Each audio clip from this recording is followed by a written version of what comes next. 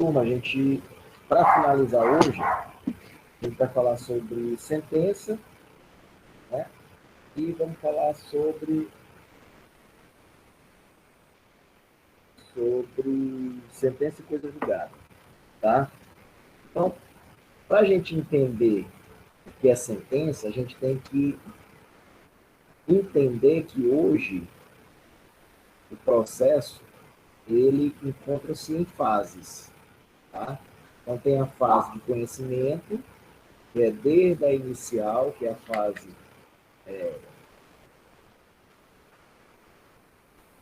que você interpõe a petição inicial, até a fase decisória, que é justamente onde o juiz ele prolata a sentença.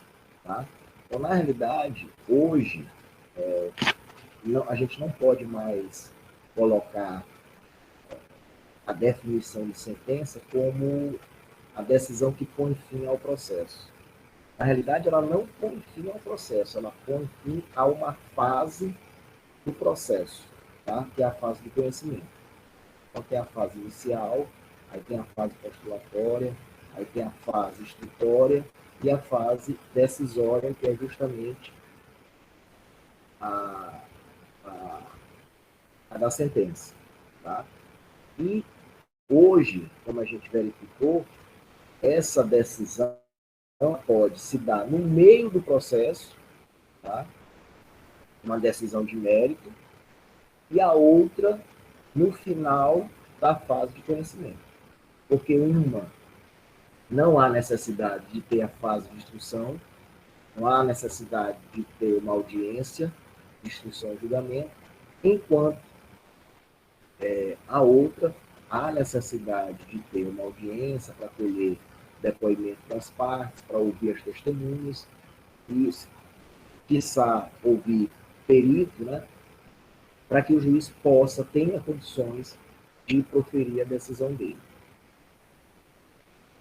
Certo? Então, embora essa decisão de mérito, né, não colocando fim na fase de conhecimento, eu entendo que seja sentença. Tá? Embora o recurso aplicado a essa decisão, que foi no meio do processo, que não foi fim na fase de conhecimento, ela é atacada pelo agravo de instrumento. Enquanto a sentença que põe fim ao processo de conhecimento, ela é atacada por apelação. Tá, Pedro? Então, a gente tem que ter cuidado com relação a isso. Certo? Então, a sentença, ela pode ser terminativa ou definitiva. A sentença terminativa é quando ela não conhece o mérito, ela não discute o mérito. Ela extingue o processo, mas sem resolução de mérito. Ou seja, ela não diz se A ou B tem direito. Tá? E a sentença definitiva é quando ela discute o mérito. Tá? Então, ela extingue o processo com resolução de mérito. Tá? Então, ela disse se A ou se B tem direito. Tá? Então, a terminativa é quando ela é uma sentença, mas ela não julga o mérito. E a definitiva é uma sentença que julga o mérito. Tá? A sentença, senhores, ela pode... a sentença, ela pode ter seu efeito já de imediato, tá? Ou seja, aquela decisão do juiz, a decisão definitiva, tá? Aquela sentença, ela e a terminativa também. Aquela sentença, o efeito da decisão, ela pode ser suspensa. De que forma? você entrando com um recurso. Tá? Então, o recurso de apelação, quando você dá entrada, ele geralmente ele suspende os efeitos da sentença. Então, o que significa isso, professor? Se você pode ou não pode ir para outra fase do processo, que é a fase do cumprimento de sentença, ou seja, da execução. Então, quando você trabalha o processo de conhecimento, é justamente para o juiz saber se você tem ou não tem direito. Tá? E aí ele vai lhe dar a tutela jurisdicional. Ele lhe entregando a tutela jurisdicional, você ganhou, mas ainda não levou. De que forma você vai efetivar a tutela jurisdicional? Através do cumprimento de sentença, através da execução. Tá? Estou me fazendo claro? Vocês estão entendendo? Tranquilo. Beleza. Tá?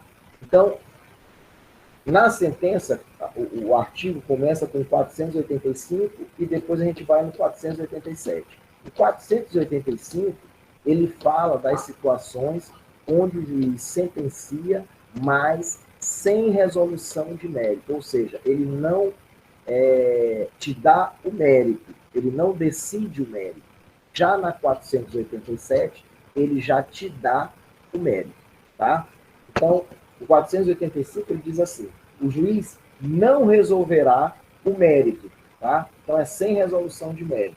Quando indeferir a petição inicial, o processo ficar parado durante mais de um ano por negligência das partes, por não promover os atos e as diligências que lhe impedir o autor abandonar a causa por mais de 30 dias, verificar a ausência de pressuposto de constituição de desenvolvimento válido e regular do processo, reconhecer a existência de perempção, de litispendência ou de coisa julgada, verificar a ausência de legitimidade ou de interesse processual, acolher a alegação de existência de convenção de arbitragem ou quando o juiz arbitral reconhecer sua competência, homologar a desistência da ação. Em caso de morte da parte, a ação for considerada intransmissível por disposição legal. E nos demais casos previstos nesse código. Então vamos lá. Indeferiu a petição inicial. Tá? A gente sabe que hoje o código dá chance para que a parte ela ajeite essa petição inicial. Tá? Então, se o juiz intima a parte autora e ela não corrige a petição inicial, ele vai indeferir liminarmente. Certo? Certo? Certo. Então, nesse caso, ele vai extinguir sem resolução de mérito. Tá? O outro caso é o processo fica parado durante mais de um ano por negligência das partes. Então, o processo está lá, tem mais de um ano e o processo não tem andamento, tá? Por culpa das partes. Mas, nesse caso aí, antes do juiz extinguir, ele tem que intimar as partes para que elas dêem andamento ao processo. Se as partes não derem andamento no processo, aí sim ele extingue sem resolução de mérito. Tá? Por não promover os atos e as diligências que lhe impedir o autor abandonar a causa por mais de 30 dias. Então, às vezes, o juiz manda ele juntar algum documento, ele praticar algum ato, e aí simplesmente decorre 30 dias e ele não pratica esse ato que era para ele praticar. E aí o juiz extingue sem resolução de mérito. Tá? Nesse caso aqui, a culpa é do autor. Certo? E nesse caso aí, ele vai, se já tiver réu, tá? Ele vai ser condenado em sucumbência, tá? Em honorário de sucumbência. Inciso 4. verificar a ausência de pressupostos de constituição e de desenvolvimento válido e regular do processo. Tem que ter procuração. A parte tem que ter procuração. A pessoa jurídica tem que estar lá juntado o ato constitucional, o ato constitutivo, né, que é o contrato social. E aí, se não tiver, e o juiz determinar para que seja juntado e ele não fizer, vai ser o quê? Vai ser extinto, sem resolução de mérito também. Inciso 5º. Reconhecer a existência de perempção, litispendência ou de coisa julgada. Então, vocês já viram que são esses institutos aqui. Perempção é quando a parte entra por 3 vezes e o juiz extingue. Tá? Então, não pode entrar pela 4ª vez. A litispendência é quando há processo em um local e ele entra com o mesmo processo, sendo que já existe um processo. Tá? E a coisa julgada, que a gente vai ver, a coisa julgada é o quê? O juiz já decidiu a respeito daquela matéria, tá? Por exemplo, eu entro com uma ação contra a Carla no juizado especial, tá? E lá o juiz decide que eu não tenho direito, tá? Então ele julga improcedente a ação que eu entrei contra a Carla. Eu entrei contra a Carla pedindo dano moral. Aí eu espero 2 anos e entro novamente contra a Carla lá na Justiça Comum, tá? Em uma das varas cíveis, em uma das unidades jurisdicionais cíveis. Carla, logicamente, que ela vai demonstrar para o juiz que isso é coisa julgada. Por quê? Porque aquela ação que eu entrei, o pedido que eu fiz, já foi julgado e foi julgado improcedente. E transitou em julgado, ou seja, não teve mais nenhuma possibilidade de recurso, transitou em julgado, fez coisa julgada. Tá? Então, eu nunca poderia ter entrado novamente com a ação, porque já foi resolvido anteriormente. É coisa julgada. Professor, mas quando não é julgado, pode, né? Por exemplo, esse tempo agora eu entrei com processo no juizado contra Gol Linhas Aéreas, e aí a juíza pediu, eu moro com meus pais, né? Aí a juíza pediu um comprovante de residência em nome próprio, sob pena de suspensão, resolução do processo sem resolução de mérito, né? Extinção sem resolução de mérito. Extinção do processo sem resolução de mérito. Aí eu fui, tirei o processo do juizado e entrei novamente, mas foi na Justiça Comum. Tá, tu não precisava tirar do juizado. Bastava tu entrar com uma certidão dizendo que tu mora com teus pais. Professor, mas isso aí não é correto a juíza exigir isso aí, né? Porque o Código de Processo Civil, ele não exige isso. Foi no 7º? Acho que foi no 7º. Pois é. Eu já conheço essa doutora. O que acontece? Inclusive, ela prejudicou um cliente meu e agora já ia prejudicando novamente. E um amigo meu também entrou com uma ação dessa mesma forma e um outro juiz, um outro juizado, exigiu a mesma coisa. Eu não sei por que eles estão exigindo isso, se isso aí não é uma exigência do Código. Existe uma portaria do TJ Maranhão, onde, por exemplo, os endereços, eles têm uma divisão. Então, por exemplo, engraçado que eu aqui, eu tenho 2 endereços. Eu posso botar que eu sou do bairro da Coama e posso botar que sou do bairro do Olho d'Água. E aí, quando eu boto que o meu endereço é do Olho d'Água, bairro Olho d'Água, o juizado competente é o 14º juizado. Se eu boto Coama, é o 10º juizado, tá? Então, existe uma portaria, ou é uma resolução, não sei te dizer, do TJ, onde a competência dos juizados é por localidade, pelo endereço do autor. Então, se tu deve morar ali pro Jardim da Renascença, São Francisco. Não, moro no Recanto dos Vinhais. Recanto do Vinhais, eu acho que pega 7º juizado. Não sei. Não sei se tem outro juizado que é competente. Então, é por isso que ela pede um comprovante de endereço. Por isso que quando a gente dá entrada no juizado especial, a gente tem que juntar o comprovante de endereço. Tá? Nesse caso aí, tu desistisse da ação, foi isso? É porque ela exigia um comprovante de residência em meu nome. Ela não estava aceitando o comprovante de residência em nome do meu pai. Ela queria um comprovante no meu nome sob pena de extinção do processo em resolução de mérito, entendeu? Aí eu fui desistir do processo lá e entrei na justiça comum. Certo, mas tu poderia ter feito o seguinte, juntaria a certidão de nascimento, a tua certidão de nascimento, e mostrava lá, meu pai, Antônio José. Aí no endereço está lá, Antônio José. Aí tu diz, ó, eu ainda sou, eu sou filho do meu pai e moro com ele ainda.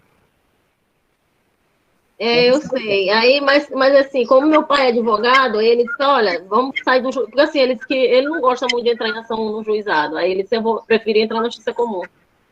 Aí eu preferi pedir a desistência do processo e entrar na justiça comum mesmo. Mas realmente, de fato, era assim, eu tinha que dar uma certidão, né, com a minha identidade, a dele, e a certidão, né, A certidão de nascimento provava que tu é filha dele. É. E aí ela não pode dizer que tu tinha que morar em outra casa. Aí já ia ser demais. Tá? Então, Mas então a justificativa para pedir o comprovante em nome próprio seria esse de localidade? Não. É esse. É esse. Existe uma resolução onde cada endereço a competência de um juizado. Os 14. Entendi. Porque o próprio Código de Processo Civil, ele não exige isso, né? Não tem esse tipo de exigência. A própria lei É 9.000. inovação de matéria processual, né? Não, mas deixa eu te falar uma coisa. Aí, juizado especial é pela lei 9.099. Tá? Subsidiariamente, a gente utiliza o CPC. Ou seja, o que não tiver o que não tiver na lei 9.099, aí a gente vai utilizar o CPC. Tá?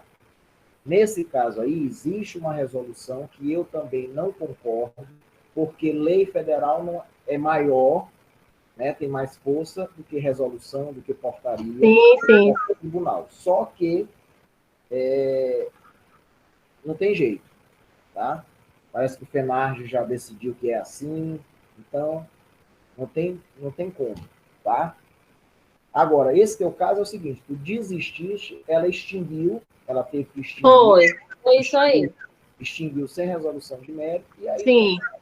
Aí eu entrei na justiça comum. Pronto, se ela tivesse julgado com resolução de mérito e já tivesse transitado em julgado, aí era coisa julgada. Tá? Aí não poderia entrar. Nesse caso aí, é sem resolução de mérito. Então, tu pode entrar novamente. Entendi. Tá? Obrigada, professor. Professor, eu tenho uma dúvida. Quando o autor ele coloca uma localização de onde ele não mora e o juiz exige o comprovante, ele comprova que ele não mora naquele local. O que ocorre com o processo? Ele é transferido? Extingue. É extinguido? Porque nesse caso aí, essa competência é considerada absoluta. Tá? Então, na competência absoluta, aquele juízo ele não é ele é incompetente absolutamente. Então, ele não pode fazer nada. Então, o juiz é o quê? Vai extinguir. Tá? Certo. Aí extingue, e aí como o Carla fez, ela entrou na comum. Ou entra no juizado do endereço da pessoa. Tá, vamos lá.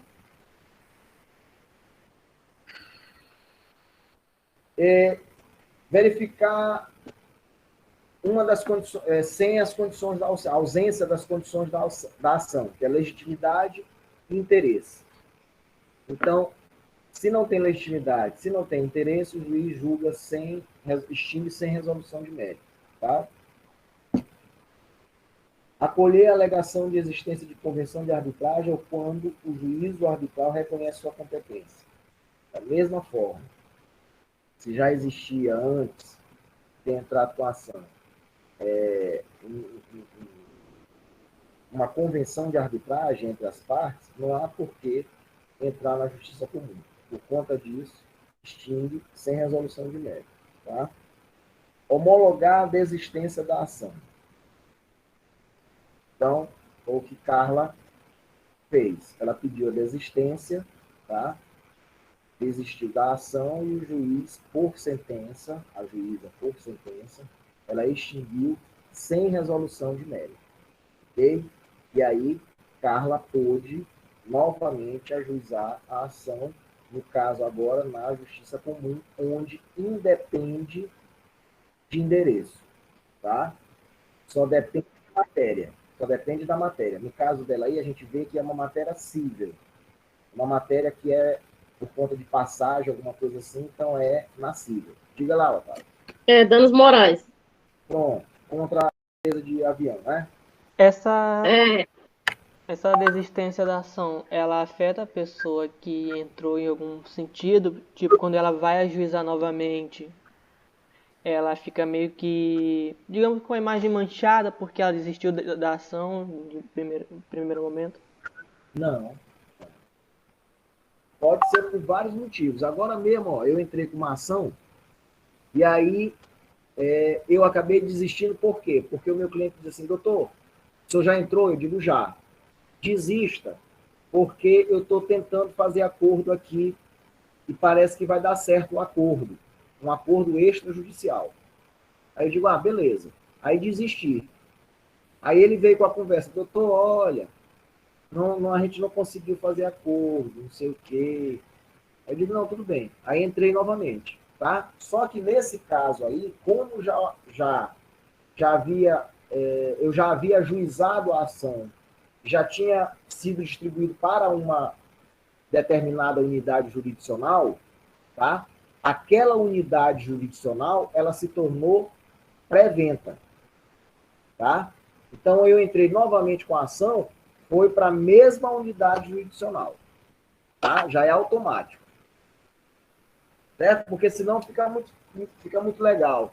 Eu entro com a ação, aí, caiu na 15ª unidade jurisdicional civil. Eu não gosto daquele juiz.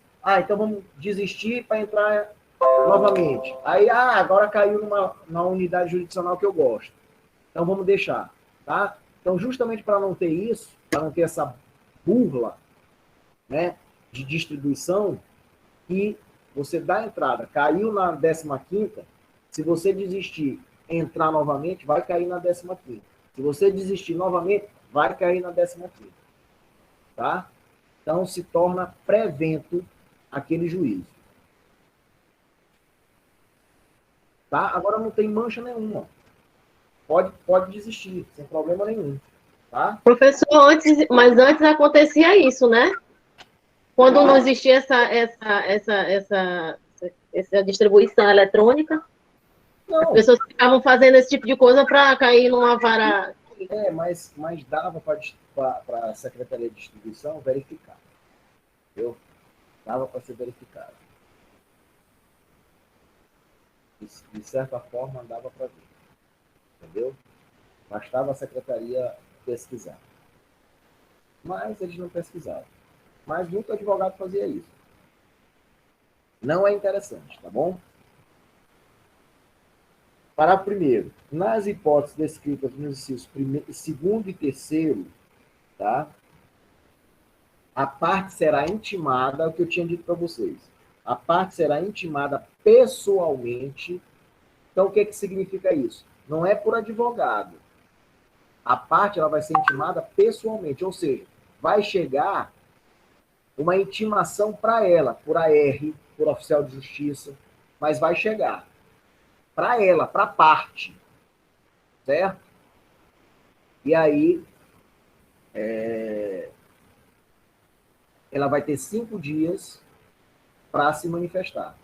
Ela liga para o advogado e diz, doutor, ó, desculpa, o juiz está dizendo aqui que ele vai extinguir o processo sem resolução de mérito se o senhor não pedir para fazer alguma coisa. Entendeu? Então, é pessoalmente. E aí vai ter 5 dias para fazer isso. Parágrafo 2º. Isso aqui, senhor, que está aqui agora no parágrafo 1º, já existia jurisprudência, tá, do Código de 73. Então, no Código de 73 não tinha isso aqui. Só que a jurisprudência já vinha decidindo dessa forma. E agora já tem um dispositivo. Parágrafo 2º.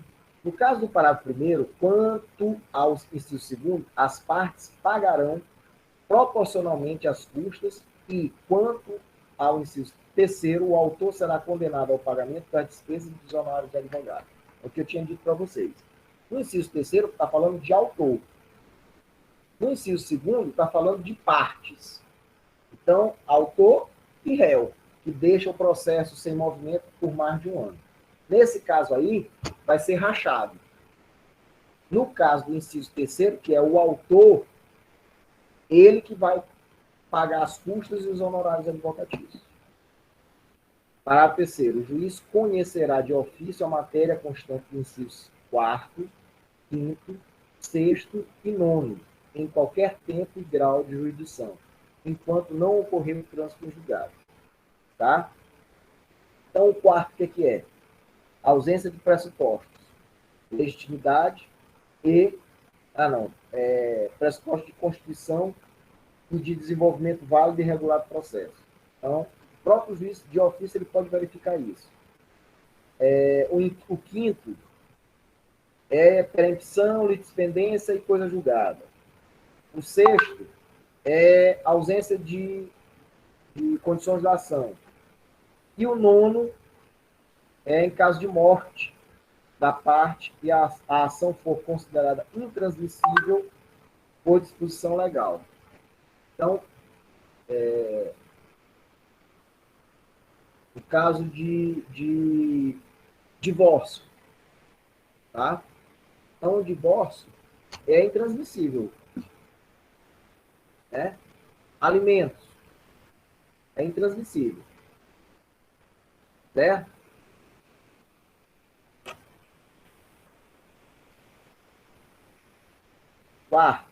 Parágrafo 4º. Oferecida a contestação, o autor não poderá, sem o consentimento do réu, desistir da ação.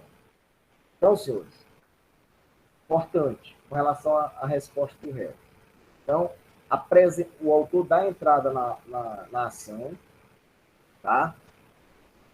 Até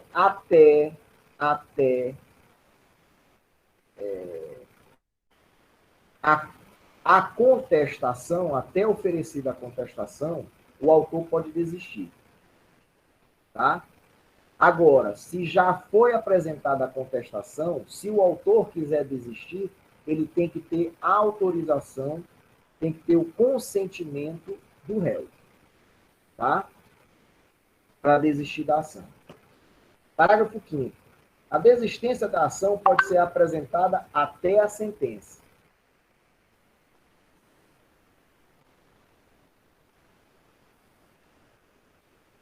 Oferecida a contestação, a extinção do processo por abandono da causa pelo autor depende de requerimento do réu. Tá? Então é aquela história. Passados 30 dias, o juiz não vai, de ofício, extinguir o processo. O réu tem que atravessar uma petição e falar, seu juiz, ó, o senhor mandou o autor praticar um ato. Já passaram 30 dias e ele não praticou. Então, extingue sem resolução de mérito. Tá? Então, por isso que o réu tem que estar atento. Entendido? Oferecida a contestação, a extinção do processo por abandono da causa pelo autor depende de requerimento do réu. É o que a gente acabou de falar. Parágrafo 7º. Interposta a apelação, tá? Que é o recurso que combate a sentença, em qualquer dos casos de que tratam os incisos desse artigo, o juiz terá 5 dias para se retratar. Ok, senhores? Então, o juiz ele pode se retratar caso ele tenha extinto sem resolução de mérito o processo, ele pode voltar atrás. Tá?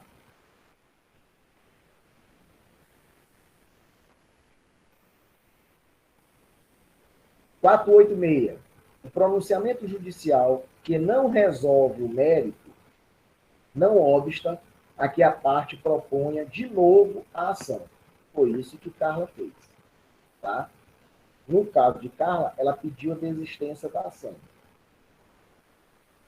Desistiu da ação, a juíza extinguiu sem resolução de mérito o processo, ela pôde novamente entrar com a ação.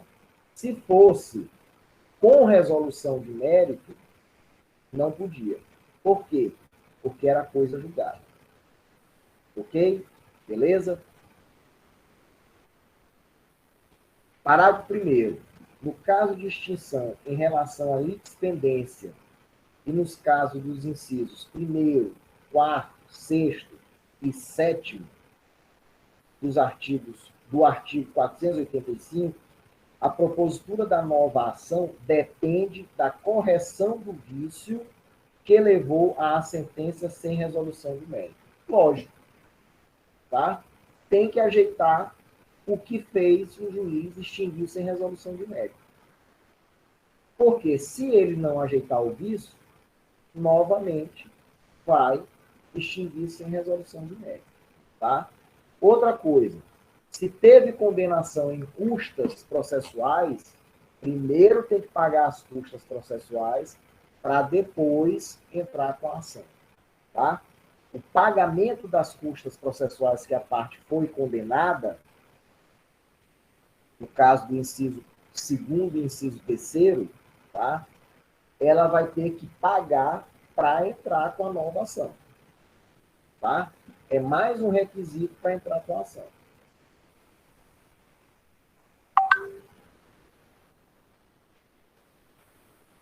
Olha só, parágrafo 2º. A petição inicial, todavia, não será despachada sem a prova do pagamento ou do depósito das custas e dos honorários de advogado. Vamos lá. Parágrafo 3º.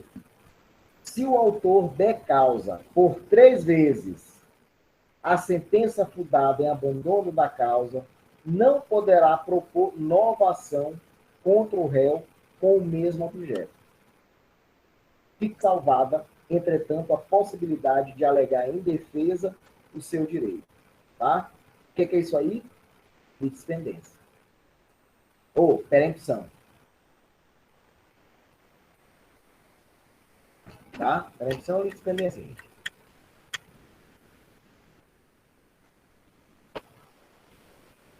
Está lá no...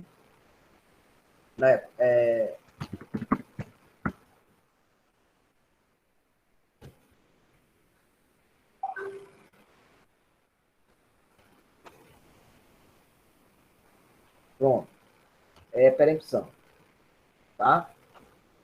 Beleza? 487 já vem falar sobre a extinção com resolução de mérito. Nesse caso aí, o juiz sentencia dando o direito material para as partes. Tá? Ele decide o mérito. Ele diz se o autor tem direito ou não tem direito. Tá? Então, 487, haverá resolução de mérito quando o juiz... Nesse caso, senhores, quando há resolução de mérito, não tem como você, se transitou em julgado, não tem como você entrar novamente com a ação. Por quê? O mesmo objeto, logicamente. Mesmas partes, mesma causa de pedido, mesmo pedido. Por quê? Porque fez coisa julgada. Tá? E se entrou, já está com a ação, tá? Ainda não houve julgamento, entra com a mesma ação. Aí, nesse caso aí, é litispendência. Então, haverá resolução de mérito quando o juiz acolher ou rejeitar o pedido formulado na ação ou na reconvenção. Inciso segundo, decidir de ofício a requerimento sobre a ocorrência de decadência ou prescrição. Homologar o reconhecimento da procedência do pedido formulado na ação ou na reconvenção. A transação. Transação é um acordo entre as partes, tá? Não vamos pensar saliência, por favor. A renúncia à pretensão formulada na ação ou na reconvenção. Parágrafo único. Ressalvada a hipótese do parágrafo 1º do artigo 332, a prescrição e a decadência não será reconhecida sem que antes seja dada às partes oportunidade de manifestar-se. Então, isso aí também é do artigo 10, tá? Artigo 10. Então, lá no artigo 10, o CPC, ele diz que o juiz não pode decidir em grau algum de jurisdição com base em fundamento a respeito do qual não se tenha dado às partes oportunidade de se manifestar, ainda que se trate de matéria sobre a qual deva decidir de ofício. Tá? Então, é isso que está dizendo aí o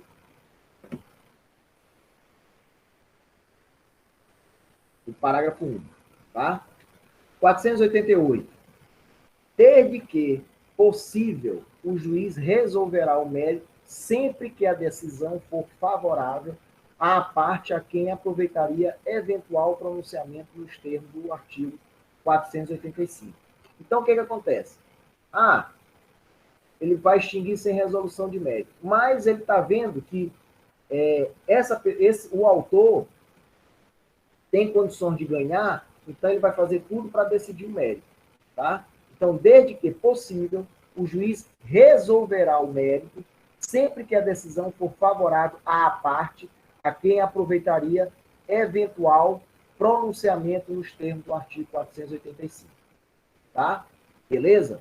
Então, eu ia me beneficiar com relação à extinção sem resolução de mérito, mas o juiz verifica que no mérito ele também vai ganhar. Então, ele já vai para o mérito. Tá?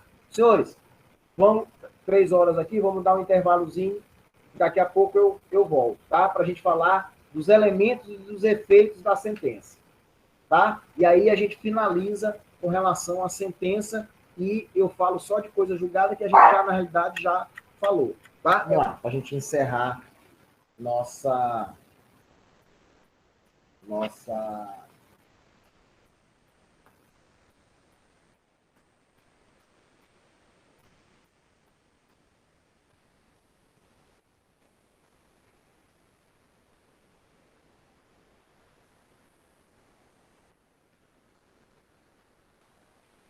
matéria. Então, agora a gente está indo para falar sobre os elementos e os efeitos da sentença. Primeiramente, a gente tem que saber o que é sentença. Tá? Então, sentença, a doutrina traz que sentença é o pronunciamento por meio do qual o juiz, com fundamento nos artigos 485 e 487, aqueles que a gente já acabou de ver, põe fim à fase cognitiva do procedimento comum, ou seja, a fase de conhecimento, tá? Bem como extingue a execução. Então, se há uma execução extrajudicial, é por sentença que acaba com a execução. E aí, quando vocês forem dar a execução, vocês vão ver quando é que a execução acaba, se extingue, tá? Pelo pagamento, e por outros motivos que vocês vão ver lá na frente, tá? Senhores, a gente, pelo que a gente viu do 485 e do 487, a gente verificou que a sentença ela pode ser proferida com ou sem resolução de mérito, tá? nos momentos procedimentais, nas providências iniciais do juiz, na audiência de conciliação ou de mediação, no julgamento conforme o estado do processo, na audiência de instrução e julgamento ou 30 dias depois dessa. Quanto à forma, a sentença deve ter 3 partes, tá? Que está lá no 489. Como elementos essenciais. Aí a gente tem o relatório, a fundamentação e o dispositivo. Todo mundo entendendo? Tá tudo lindo? Depois eu vou mandar esse trecho para vocês, esse texto para vocês, tá? Então vamos lá. Qualquer coisa é só gritar. Beleza. O relatório, senhores, o que ele é, o relatório? É o capítulo da sentença onde o juiz ele vai botar o nome das partes, tá? Ele vai qualificar as partes, vai colocar o que foi pedido na inicial, o que foi pedido na contestação, tá? O que aconteceu com relação à instrução, tá? Beleza. Já a fundamentação é justamente onde o juiz vai colocar as razões do seu convencimento, tá? Então, ele tem que ouvir a parte autora, a parte ré, a parte autora através da inicial e da réplica, a parte ré através da contestação, tá? Então, a fundamentação ele tem que caprichar, tá? Ele tem que fundamentar por que ele está entendendo dessa forma com relação à conclusão da sua sentença, tá? Então, ele tem que examinar tudo com relação ao que está no processo, tá? Para que ele possa colocar as razões do seu convencimento. E o dispositivo é o capítulo final da sentença, a gente pode dizer assim, que estabelece justamente o resultado do julgamento, tá? Então, ele pode resolver ou não o mérito. É aquilo que a gente viu lá no 485 e no 487, tá? Também é preciso lembrar que a sentença terá de abordar também aqueles pedidos implícitos, tá? O que são esses pedidos implícitos? Mesmo não tendo lá explicitamente o pedido, tá? Só por conta de valores, vão estar implícitos. Então, juros moratórios, correção monetária, verbas sucumbenciais, ou seja, honorários advocatícios. Você pode até não pedir, mas o juiz tem que condenar, tá? Independentemente da prévia provocação das partes, tá? E com relação à sentença, senhores, a sentença prolatada após o julgamento, conforme o estado do processo, deve resolver o mérito, tá? Acolhendo ou rejeitando os pedidos. Tá ok? Outra coisa que a gente tem que verificar é com relação à sentença. Quando ela julga extra petita, ultra petita ou citra petita, tá? Então, o que são essas sentenças? A sentença extra petita é a decisão que concede algo diferente do que foi pedido pelo autor, tá? Então, portanto, quando a sentença não respeita a certeza do pedido, gera um vício, tá? Que a torna nula a sentença. Sendo extra petita, sempre que conceder ao autor algo estranho à certeza do pedido. Então, se eu peço dano moral, o juiz me dá dano moral e material, esse material é extra petita, tá? Ultra petita. Já a sentença ultra petita, sendo o pedido determinado, na sentença ultra petita, o juiz concede ao autor a tutela jurisdicional pedida, o gênero do bem e da vida pretendido, mas extrapola a quantidade indicada pelo autor. Então, eu peço dano moral R$30.000. Vai o juiz e me dá R$50.000. Tá? Então, essa sentença foi ultra petita. No pedido genérico, em que não há a determinação do pedido, não se pode falar em sentença ultra petita. Ocorre que, hoje, esse pedido genérico é muito difícil. Tá? Tanto que, hoje, você não pode mais dizer para o juiz, seu juiz, condene a parte ré no valor de dano moral que Vossa Excelência arbitrar. Não. Tu tens que dizer qual é o valor que tu pretendes. Tá? Então, não pode ser a livre-arbítrio do juiz, não. Então, é mais difícil esse pedido genérico hoje. E a sentença citra petita, tá? A sentença é citra petita, também chamada de infrapetita, então a gente já tem ideia do que seja, né? No aspecto objetivo, ocorre quando o juiz fica aquém do pedido do autor ou deixa de enfrentar e decidir causa de pedir ou alegação de defesa apresentada pelo réu. Tá? No aspecto subjetivo, acontece quando a decisão não resolve a demanda para todos os sujeitos processuais. E aí vocês vão ver que nesse caso aqui, tá? Aliás, nesses casos, as partes elas podem entrar com embargos de declaração. Por quê? Porque houve, no caso da infrapetita, o cita petita, né, da sentença, ela é omissa. Ela foi omissa, porque ela deixou de decidir a respeito de uma matéria, de um pedido que você fez. Então, você pediu dano moral e dano material. O juiz só falou de dano moral, não falou nada de dano material, não sentenciou a respeito de dano material. É uma sentença infrapetita ou citrapetita. Tá? Mas aí o autor pode entrar com embargo de declaração justamente para mostrar que houve omissão na sentença a respeito do pedido. Mas isso aí, com relação a recurso, é lá quando vocês forem falar sobre recurso. Tá? Beleza até aqui? Tranquilo? Então, senhores, isso que a gente falou está lá no 489 até o 490. 491 diz assim, ó, na ação relativa à obrigação de pagar a quantia, ainda que formulado o pedido genérico, a decisão definirá desde logo a extensão da obrigação.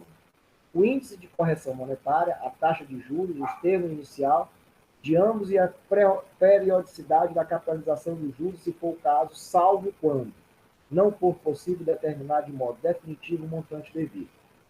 A apuração do valor devido depende de produção de prova, de realização demorada ou excessivamente dispendiosa, assim reconhecida na sentença. Tá? Então, senhores, a sentença, ela sempre tem que ser líquida. Tá? O que é isso? Ela tem que dizer qual é a condenação em quantidades, em objeto. Tá? Então, se a sentença diz indenização de R$50.000, é líquida, tá? Porque ela está determinando, dizendo qual é o dano moral, qual é a indenização. Se vem o pedido de dano moral e material, ela diz dano moral 30.000 e dano material 20.000. É líquida, ela está mostrando obrigação de entregar coisa. A sentença condena a pessoa a entregar uma mesa com 6 cadeiras. É líquida, tá? Está dizendo o que é para ser entregue, o objeto, tá? Agora, quando é que ela é ilíquida? Às vezes acontece, tá? O certo é que a sentença seja líquida, mas existem situações onde a sentença acaba sendo ilíquida, ou seja, ela não te mostra qual é o quantum ou qual o objeto que você deva receber. Então, nesse caso aí, ela é denominada de ilíquida, sentença ilíquida. E aí existe um mecanismo, que vocês vão ver lá na frente, que é a liquidação de sentença. Essa liquidação de sentença, tá, que pode ser por arbitramento ou ordinária, que vocês vão ver lá na frente, é justamente para liquidar a sentença. Tá? Então, a sentença pode ser líquida e, raramente, ilíquida. E aí, quando ela é ilíquida, você tem que entrar com a liquidação de sentença para apurar o quanto de beato, para apurar o valor, tá, da condenação ou da coisa a ser entregue. Tá certo? Deu para entender? Então, geralmente, a sentença é líquida. Raras vezes ela é ilíquida. E aí, quando ela é ilíquida, antes de você executar, você tem que liquidar a sentença. Ou seja, achar qual é o objeto, qual é o valor da sentença, da condenação. Tá bom? Beleza? Isso aí vocês vão dar lá em execução. R$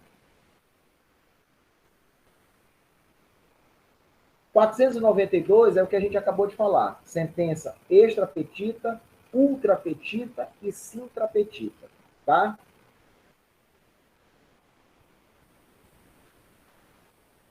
493. Se, depois da propositura da ação, algum fato constitutivo, modificativo ou extintivo do direito influir no julgamento do mérito, caberá ao juiz tomá-lo em consideração de ofício ou requerimento da parte no momento de proferir a decisão.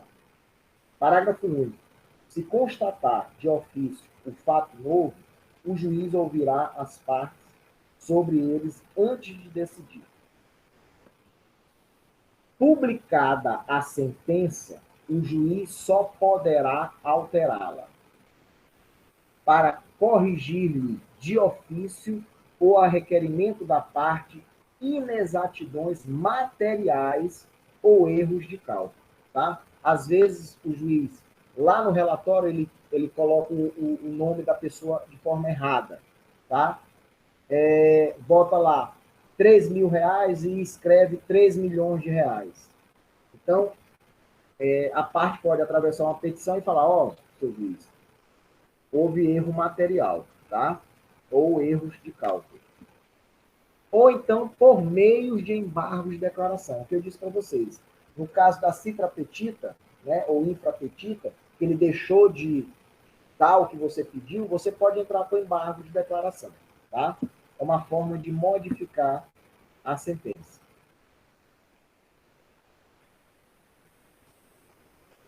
Beleza. Aí tem aqui o 495, tá? A sentença, senhores, a gente tem dispositivo que fala que o juiz deve dá-la em 30 dias. Certo? E aí, na realidade, infelizmente, a gente não vê isso.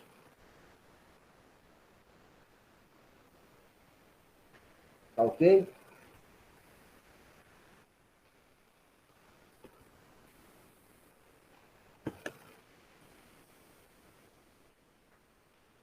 Toda sentença, ela vai ser publicada. Tem que ser publicada, tá? Princípio da publicidade. Agora, lembrando a vocês que o juiz, ele pode conceder, como a gente falou, ele pode proferir, melhor dizendo, a sentença em banca, tá? O que seria essa sentença em banca? Na própria audiência de instrução e julgamento. Tá? Tá baixo o volume? Não, tá bom. Ah, beleza. Tá? Então, a gente tem que verificar isso. Se o juiz der a sentença na audiência, você já foi intimado. Tá? Não espere ser publicado.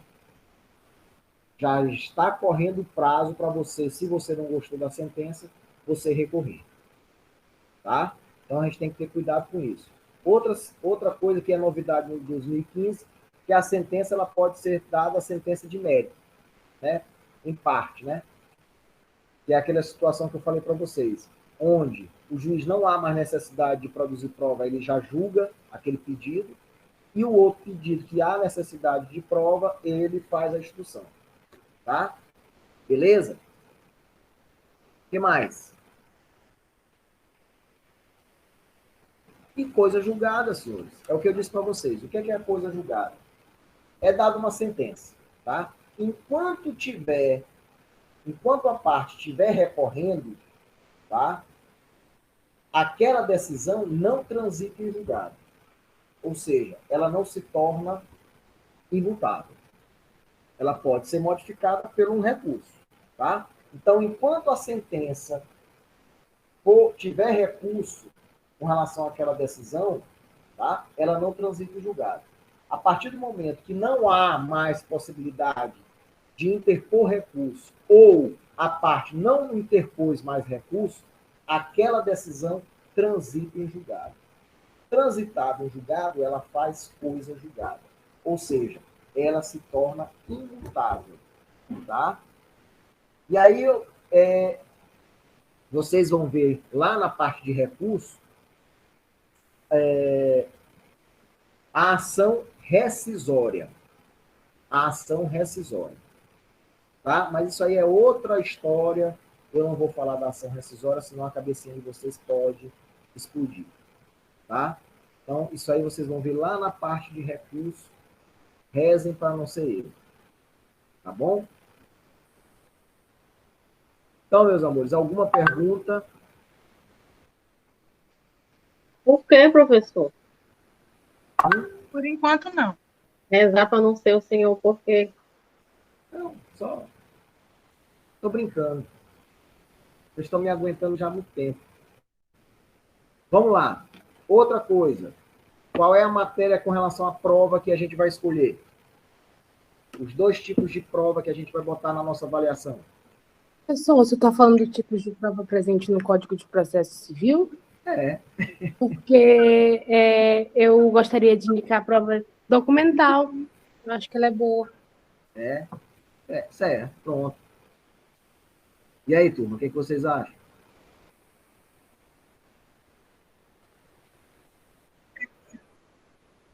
Pronto. Outra prova que vocês querem que a gente bote na avaliação.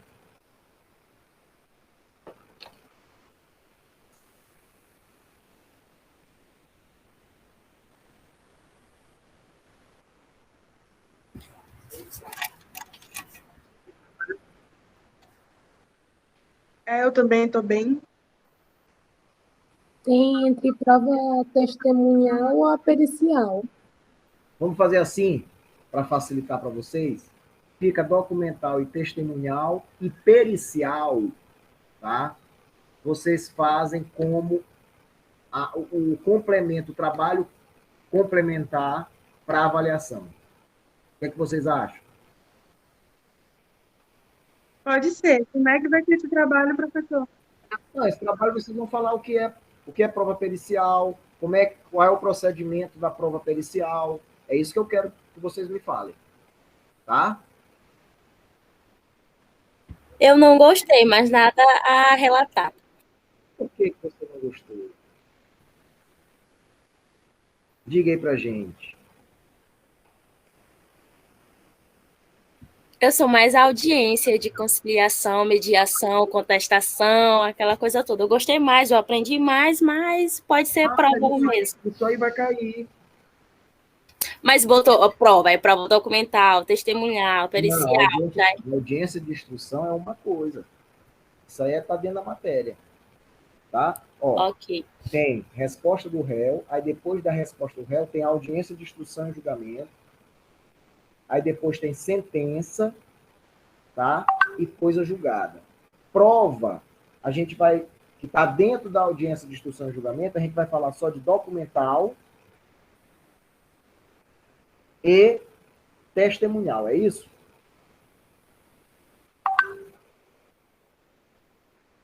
Ó, resposta do réu, que é o quê? Contestação e reconvenção. Aí tem a audiência de instrução e julgamento. que está lá no 334, 335. Tudo isso vocês têm que saber. Vamos lá para os artigos.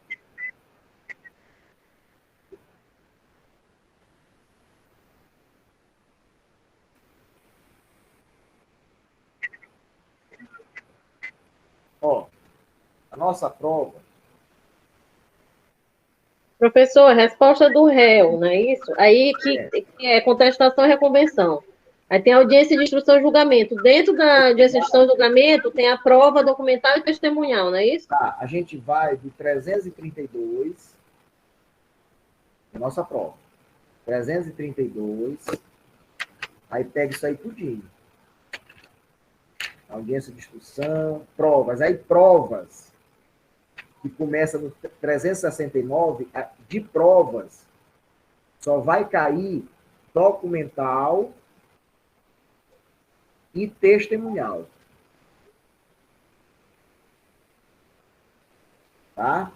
Aí passou provas. Vocês vão falar de perícia no trabalho complementar. Tá? É só o que é e qual o procedimento da perícia. Sobre perícia. Como é que é o procedimento? Isso. Tá? Aí, sentença, que é 485 a 495. 485 até 495.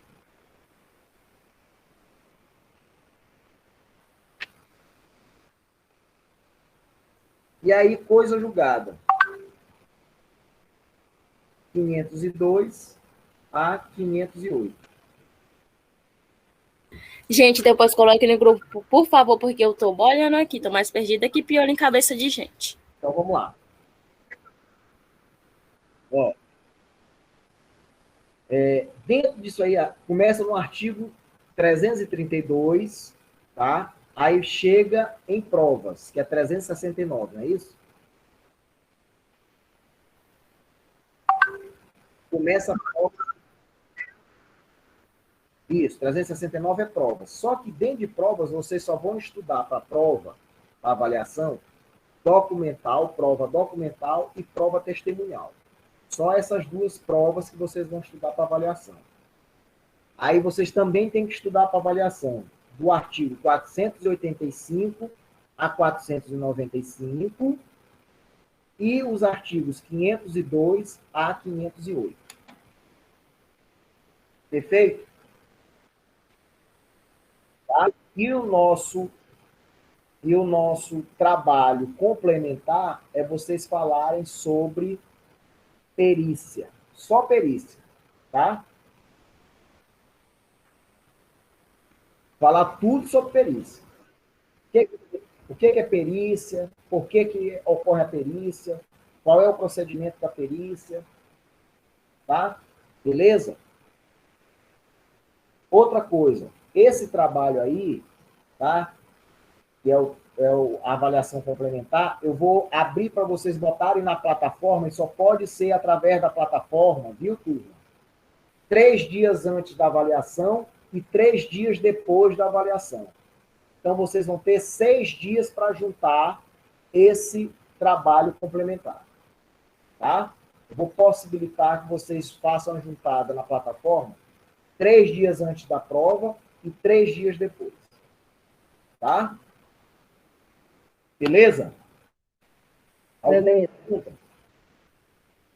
Eu acho que a gente ainda tem mais um.